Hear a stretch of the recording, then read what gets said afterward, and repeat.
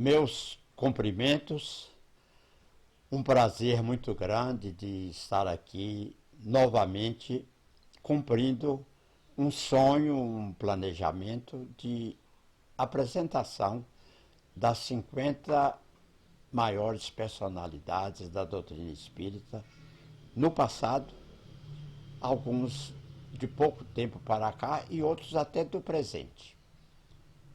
Vale lembrar, no caso de hoje, que a astronomia é uma das primeiras preocupações do homem terreno. Para observações sobre o tempo, a vida, a sorte, o destino, as condições de viagem, um mundo de especulações, até mais astrologia que astronomia. Dentro do assunto, é bom dizer que entre os mestres da observação celeste destacam Ptolomeu, Copérnico, Galileu Galilei. Aí então a questão, o que é a parte dominante da astronomia? Para Ptolomeu, a Terra, que era considerada o centro do universo. Para Copérnico, o Sol, que passa a ser o sistema solar, tendo naturalmente o astro-rei como centro. Quando Galileu Galilei descobre, inventa, cria e produz a luneta solar, então tudo aproxima na visão humana e as coisas mudam. Galileu já vê os astros com toda a sua movimentação, as suas órbitas, uma outra visão completa. É tão revolucionário a sua invenção em que ele é condenado à morte, porque o texto bíblico não falava de movimento de terra e de estrelas, era diferente. Então Galilei, revolucionário, embora ele tenha que desmentir para não morrer, para não ser queimado como outros, mas depois dele já nada mais era como estava determinado. Na verdade, nós vamos falar no momento de outro astrônomo, agora escritor, agora uma figura importante, já com outro nível de comunicação na Terra, que é Nicolas Camille Flammarion, que vem desvendar muito mais do que era tido como mistério. Nicolas Flammarion é o homem e o cientista da vida e do sonho, uma visão quase total de todos os destinos do universo. Autor de muitos e muitos livros, foi sucesso de sua época e continua muito lido até hoje. Espírita, principalmente pelo nível, pelo prisma científico, Flammarion foi amigo de Allan Kardec e foi ele o principal orador quando houve a mudança, o traslado do corpo de Allan Kardec para o cemitério Père Lachaise. Quer dizer, ele é o homem principal daquela cerimônia. É dele, no seu discurso, a expressão de que Kardec foi realmente o bom senso encarnado. Palavras que são repetidas eternamente quando falamos do mestre codificador da doutrina espírita. Passemos então à vida e às experiências da vida, os resultados da existência terrena de Nicolas Camille Flammarion. Então, Camille Flammarion, vida e sonhos. Ele nasceu em Montigny-le-Roi, 26 de fevereiro de 1842. Aos 4 anos já sabia ler, aos 4 e meio sabia escrever e aos 5 já dominava rudimentos de gramática e aritmética. Então é esse Camille Flammarion que teve a sua primeira escola em Langres e começou a trabalhar com 16 anos no Observatório de Paris, no departamento de cálculo de Le Verrier. Ainda muito jovem, Flammarion começou a escrever livros populares de astronomia que foram traduzidos para diversas línguas. Claro, revolucionário na astronomia, com toda a consideração pelo seu saber, pela sua capacidade de estudo, houve uma hora que o que ele estava apresentando de novo ao público iria chocar os seus colegas de ciência astronômica.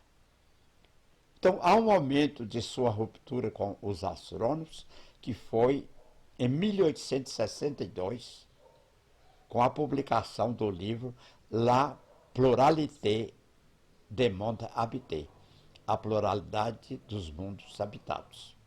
Uma novidade absoluta para o tempo. Astrônomo, pesquisador psíquico e divulgador científico, foi importante pesquisador e popularizador da astronomia e recebeu importantes prêmios científicos, e foi homenageado com a nomenclatura oficial, repito, nomenclatura oficial de alguns corpos celestes.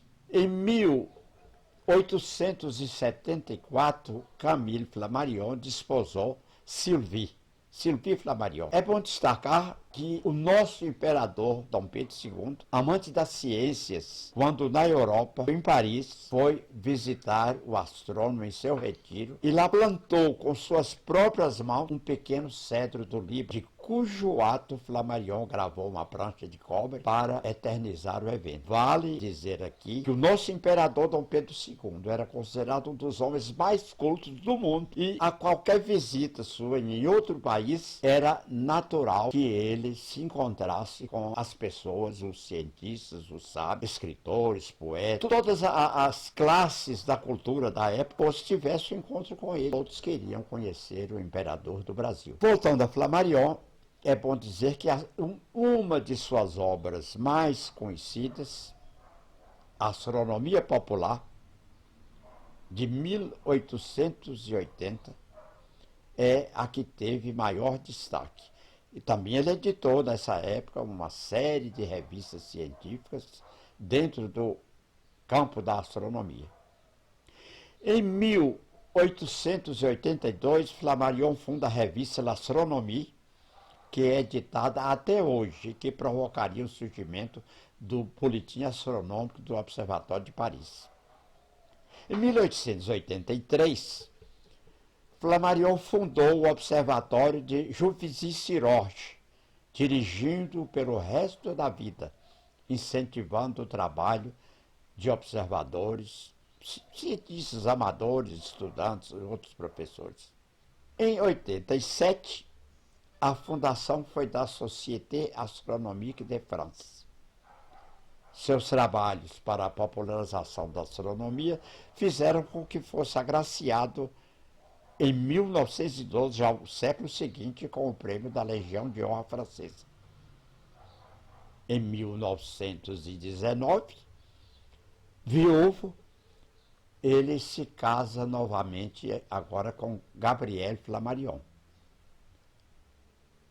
Flammarion era membro da Sociedade Teosófica. Em Narrações do Infinito, esse foi o primeiro livro de Flammarion que eu li, é verificada a atuação dele como médium e espírita. Não é só como médium, não, médium espírita. Ele se tornou, então, membro da Sociedade Parisiense de Estudos Espíritas, fundada pelo codificador do Espiritismo, Allan Kardec. Ele era também notável por ter sido dos primeiros pesquisadores espíritas, tendo desenvolvido extensa atividade em nossa área. Abordou o espiritismo, a pesquisa psíquica e a reencarnação do ponto de vista científico. Cientista era realmente o prisma que ele podia ver a doutrina, mas seria exatamente na ciência.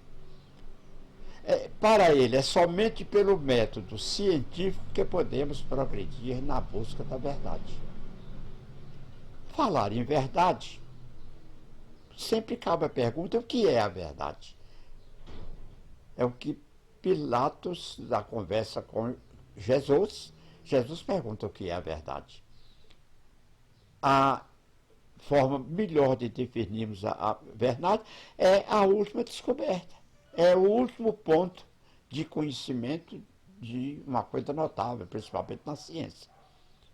Ele afirmou que acreditava em telepatia, no duplo etéreo, criou a teoria da fita de pedra e outras manifestações mediúnicas. Flammarion foi amigo de Allan Kardec, o codificador. Então é dele, já a partir da publicação dos seus livros Mundos Habitados, é dele essa questão desse estudo do aprofundamento da doutrina na questão da pluralidade dos mundos habitados. Posteriormente à morte de Allan Kardec, Flammarion começou a se dedicar no aprofundamento da doutrina espírita. Ao pé do túmulo de Kardec, é bom repetir que a frase mais importante foi dele. É Kardec repetindo como o bom senso encarnado. Entre aspas, de Flammarion, a morte não existe. É apenas uma evolução, sobrevivendo o ente humano a essa hora suprema, a qual não é de modo nenhum a última hora. Fecha aspas. Abre de novo. A morte é a porta da vida. O corpo é somente um vestuário orgânico do espírito. Ele passa, muda, desagrega-se o corpo. O espírito permanece. Em discurso proferido na pioneira Associação Parapsicológica Society of Psychical Research, em 1923, Flammarion resumiu seus pontos de vista sobre os fenômenos paranormais. E está na obra dele, que foram traduzidas para vários idiomas, e em tudo isso, não só a ciência, mas também os elementos da doutrina espírita são encaminhados. Suas obras foram traduzidas em inglês, espanhol, sueco, dinamarquês, italiano, húngaro, tcheco, holandês, romeno, russo, alemão e português. Muitos e muitos os livros de Camille Flammarion. Melhor dizer em língua portuguesa. Os mundos imaginários e os mundos reais, as maravilhas celestes, Deus na natureza, contemplações científicas, estudos e leituras sobre astronomia, atmosfera, astronomia popular, descrição geral do céu, o mundo antes da criação do homem, os cometas, as casas mal assombradas, narrações do infinito, sonhos estelares, Urânia, Estela, o desconhecido. Então, o grande escritor Camille Flammarion, o importante pesquisador da doutrina espírita Flammarion, é o popularizador tanto da astronomia como da, digamos, divulgação do espiritismo. Ele nos deixou, desencarnou no dia 4 de junho de 1925, já com 83 anos de idade, em Juvisy-sur-Orge. O famoso escritor Victor Hugo, que era um grande admirador do trabalho de Flammarion, especialmente o relacionado com a pesquisa psíquica e o espiritismo, disse que Flammarion foi um incentivo para a vida, para o trabalho e para o amor a seus semelhantes. Importantíssimo com o prisma científico da doutrina espírita, só temos a agradecer ao bom Deus a passagem entre nós do grande espírito Camille Flammarion, glória da França e também nossa. Dando continuidade a séries com outros nomes, também muito importantes como Flammarion, só temos que agradecer e louvar que a doutrina espírita teve como um grande contribuidor